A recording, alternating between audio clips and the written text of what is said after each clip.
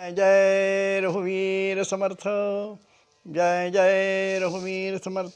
सुखा सारिके पूर्ण वैराग्य जाते, वशिष्ठा परिज्ञान योगेश्वराते, नवी वाल्मीका सारिका मान्य ऐसा, नमस्कार माधा सद्गुरु रामदासा। जय जय रघुवीर समर्थ। जय जय रघुवीर समर्थ। सभी आदरणीय श्रोताओं का मेरा विनम्र अभिवादन, नमस्कार।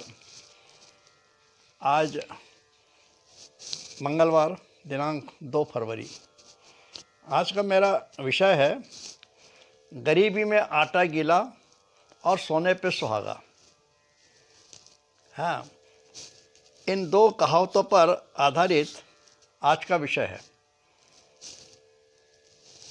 दासबोध ग्रंथ में समर्थ रामदास ने मनुष्य के दुर्गुण और सद्गुण इस विषय पर विस्तृत चर्चा की है, लेकिन इस विषय पर चिंतन करने के पूर्व मैं इसी संदर्भ में ओशो यानी आचार्य रजनीश के लेख में से उनके कुछ विचार आपके सामने रखना चाहता हूँ। आचार्य रजनीश जबलपुर के ही हैं तथा यहाँ के विश्वविद्यालय में वे हिंदी विभाग के प्रमुख थे। उनकी विद्वत्ता विद्यार्थी जीवन से ही प्रकट होने लगी थी। वे अच्छे वक्ता थे। वास्तव में हम सब एक ही कॉलेज के विद्यार्थी थे, यह संयोग ही था। और उनका जो मकान था, वो उनका निवास था, वो हमारे घर के पास ही था, मतलब हमारे मोहल्ले में ही वो रहते थे आगे। और यह आचार्य रजनीश आगे चलकर भगवान ओशो के उपाधि से विश्वविख्यात हुए। खैर, तो सुनिए भगवान ओशो के इस संदर्भ में विचार। ओशो कहते हैं, इस संसार का अस्तित्व विरोधी गुणों पर निर्भर है। कोई मनुष्य बहुत ही उदार और नम्र स्वभाव का है, लेकिन वही मनुष्य किसी दूसरे का विरोध करने लगता है, विवाद करने लगता है, तो हमें आश्चर्य होता है। लेकिन प्रेम में तिरस्कार यानी घृणा अंतर्भूत है। यदि आपके प्रेम में तिरस्कार या घृणा के लिए स्थान नहीं है, तो आपका प्रेम अधूरा है, कच्चा है। तिरस्कार यदि है तो प्रेम जिंदा रहता है। यदि तिरस्कार नहीं है तब तो आपका प्रेम ठंडा रहेगा। यदि आप तिरस्कार नहीं कर सकते तो सच्चा प्रेम भी नहीं कर सकते। ओशो आगे कहते हैं, जो विपरीत गुण है उन्हें ठीक से समझने की आवश्यकता है। यदि आप द्वेष या तिरस्कार कर सकते हैं तो आपका प्रेम भी समृद्ध होगा, गहन होगा और गुणवत्तापूर्ण होगा। यदि कोई मनुष्य शांत स्वभाव का है, दयालु है और उसे क्रोध कभी आता ही नहीं, तब तो लोग उसका अनुचित लाभ लेंगे। लेकिन उसे यदि कभी कभी क्रोध आता है, और आना भी चाहिए, तब तो वह मनुष्य अपना बचाव कर सकता है, स्वयं की रक्षा कर सकता है। क्रोधी मनुष्य यदि निष्क्रिय है तब तो सभी के लिए ठीक होगा, लेकिन क्रोधी की सक्रियता खतरनाक हो सकती है। अशांत स्वभाव वाले मनुष्य की निष्क्रियता फायदे के लिए है, शुभ है। उसकी सक्रियता खतरनाक साबित हो सकती है। इसलिए ओशो मानते हैं कि विरोधी गुण एक दूसरे से मूलतः जुड़े रहते हैं। खैर, अब आज का विषय मैं शुरू करता हूँ। समर्थ रामदास ने दासबोध ग्रंथ के दूसरे दशक के 3वें समास में कुविद्या लक्षणों का वर्णन किया है। किसी आदमी में एकाध दुर्गुण है तो ठीक है, परंतु 2 दुर्गुण एक साथ नहीं होना चाहिए, अन्यथा गरीबी में आटा गीला जैसे, या मराठी में दुष्काळात 13वां महीना, कहावत के अनुसार हालात होंगे। यानी पहले ही अकाल पड़ा हुआ है, उसमें यदि पुरुषोत्तम मास आ जाए, अधिक मास आ जाए, यानी 13 महीने का वर्ष हो जाता है, तो और परेशानी है। वैसे ही भुखमरी है, खाने को नहीं है और 13 महीने अन्न चलाना है। तो 2 दुर्गुणों का एक साथ होना यानी एकादशी और ऊपर से शिवरात्रि। दूसरा दुर्गुण होने से पहला दुर्गुण अधिक प्रभावशाली हो जाता है। हाँ, और इसी प्रकार से समर्थ रामदास ने 2 सद्गुण, हाँ, यानी यदि किसी में 2 सद्गुण है तो वो कहते हैं सोने पे सुहागा है। जैसे कोई व्यक्ति बहुत प्रभावशाली ढंग से समाज में कार्य कर सकता है तो वह 2 गुण वाला कर सकता है, 2 सद्गुण वाला। व्यक्ति के लिए और समाज के लिए भी बहुत फायदे का है। तो पहले हम दुर्गुणों का चिंतन करेंगे।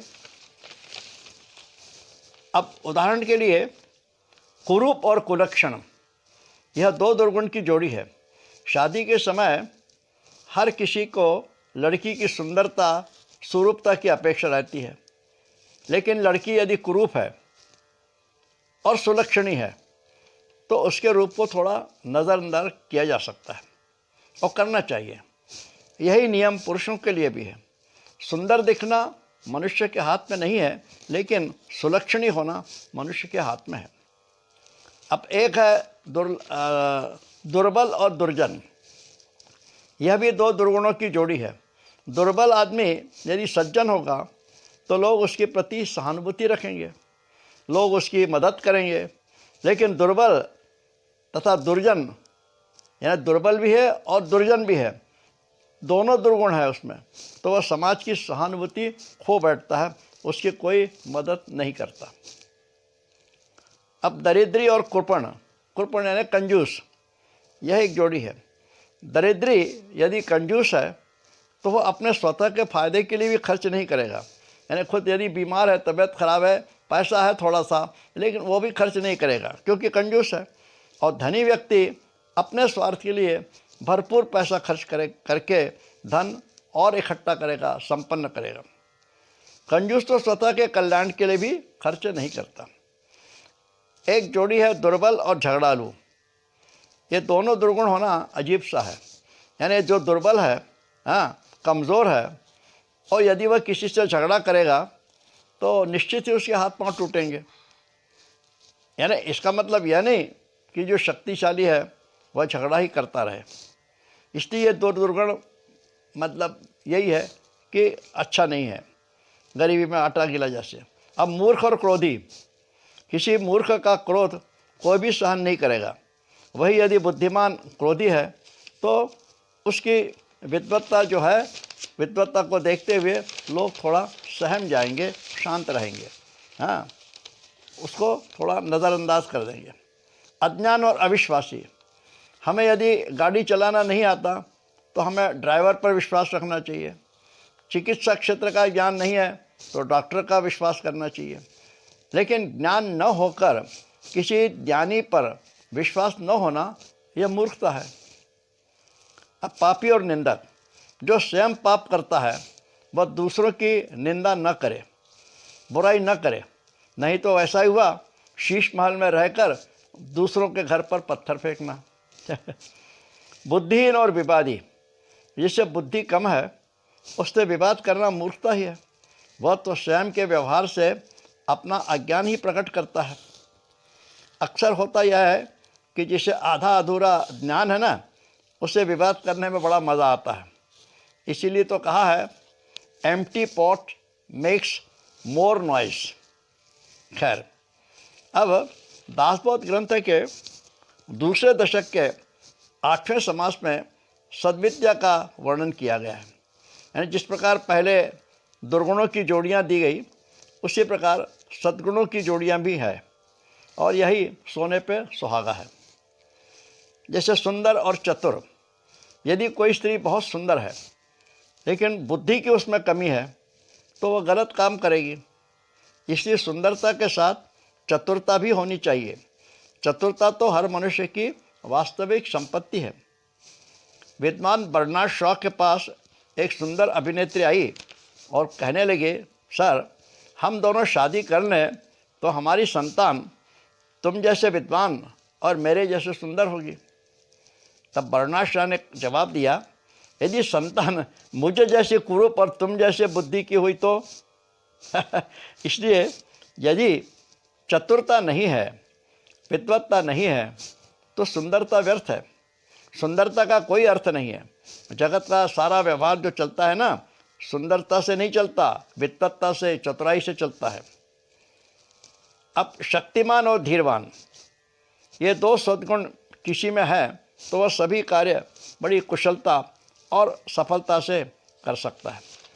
भगवान श्री राम, श्री कृष्ण, पांडव, ये सभी शक्तिशाली भी थे और धीरवान भी थे, धीरवान थे, संयमी थे। इसलिए पूरा वनवास उन्होंने सफलता से पूर्ण किया। ज्ञानी शायद ही भक्त होता है, क्योंकि ज्ञानी व्यक्ति जो होता है वो भक्ति की उपेक्षा करता है। ज्ञान के बोझ से उसकी सारी भावनाएं नष्ट हो जाती हैं। इसीलिए आज समाज में भगवान के अस्तित्व को नकारने वाले अधिक हैं। ज्ञानी को अहंकार हो जाने से वह भक्ति नहीं कर सकता। पुराणों में हमने पढ़ा है कि तपस्वी लोग क्रोधी होते थे। तप की साधना से उन्हें असाधारण शक्ति प्राप्त होती थी, जिससे वे घमंडी और क्रोधी हो जाते थे। तपस्वी लोग छोटे छोटे कारणों से श्राप देते थे। इसका मतलब यह नहीं कि तप करना खराब है, बल्कि तप करने से ही शक्ति की प्राप्ति होती है। तप, जप, साधना, ये सब जो है वो भगवान की कृपा के कारण संभव है। इसीलिए तपस्वी का शांत होना दो सद्गुणों के लक्षण हैं, तपस्वी और शांत। श्रेष्ठता और नम्रता, ये दो सद्गुण यदि किसी में है तो उसके ज्ञान का उपयोग समाज के लिए हो सकता है। जैसे यदि सरकारी उच्च अधिकारी नम्रता से व्यवहार करेगा तो उसका फ़ायदा संपूर्ण कार्यालय को होगा। ज्ञानी को यदि उसके ज्ञान का या श्रेष्ठ को सत्ता का अहंकार होता है तो वह सभी का अंत करता है। राजा का धार्मिक होना दुर्लभ है। राजा यदि धार्मिक है तो प्रजा भी धर्म प्रेमी होगी। शिवाजी महाराज धार्मिक थे, तभी वे रामराज्य, हिंदवी स्वराज्य स्थापित कर सके। पुराने समय में राजा जब सिंहासन पर बैठता था तब 3 बार कहा जाता था, क्या? अदंडयोहम, अदंडयोहम, अदंडयोहम। और कोई सन्यासी राजा के मस्तक पर 3 बार डंडे से हल्के से मारता था और कहता था, धर्म्यो दंडहसि, धर्म्यो दंडहसि, धर्म्यो दंडसि। यानी राजा के ऊपर ऋषि मुनियों का अंकुश होना चाहिए, अन्यथा शासन जो है वो निरंकुश हो जाता है। और वो निरंकुश यदि शासन हो गया तो उसके परिणाम बड़े भयंकर होते हैं। यदि कोई बलशाली है और विवेकी है तो वह समाज को तार सकता है, समाज का उद्धार कर सकता है। लेकिन विवेक शून्य बलवान होगा तो